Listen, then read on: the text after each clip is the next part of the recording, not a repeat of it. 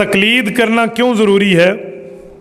तकलीद कहते हैं दीन के मसाइल में माहिर शरीयत की बात में महारत को तस्लीम करना। तो अगर आप दुनिया के हर मैदान में माहिर की राय मानते हैं तो जो दीन का माहिर है, जिसने साल हा साल लगाकर अपनी काली दाढ़ी को सफ़ेद कर लिया और वो दीन का माहिर है, तो आप दीन के माहिर की बात मानने पर आपको इश्काल क्यों है?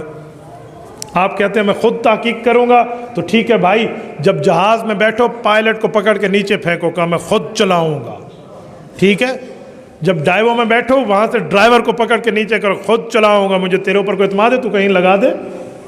तो भाई आपको ड्राइवरी की महारत पर एतमाद है, पायलट की आपको एक्सपीरियंस सर्टिफिकेट पर एतमाद है, तो जो शरीयत का मसला समझा रहा है, बता रहा है, इस दीन के माहिर की बात आप क्यों नहीं मानते? और एक वक़्त में एक इमाम की तकलीद क्यों है? तो भाई एक वक़्त में बंदा एक ही दरवाजे से गुजर सकता है, दरवाजे तो तीनों मस्जिद के हैं, तो एक वक़्त में एक ही से आप गुजर सकते हैं। आप कहें मैं इस दरवाजे से आऊँ, इस दरवाजे, फिर दरवाजे बदलते रहेंगे, मस्जिद तक नहीं आ पाएंगे आप। तो अगर आपने शरीयत इस्लामिया की पैरवी करनी है तो किसी एक माहिर की बात माने, वरना माहिर बदलते रहोगे, आपने पैरवी नहीं कर सकनी।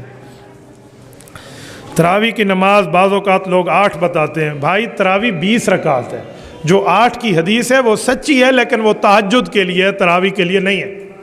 जैसे 3 रकातों की हदीस लिखी हुई है और वो सच्ची है, वो 3 रकातों की जो वो है ना हदीस है, वो 3 रकातों वाली हदीस मगरिब की नमाज के लिए है, तरावी के लिए नहीं है। ऐसे 8 रकातों की जो हदीस है वो तहज्जुद के लिए है, तरावी के लिए नहीं है।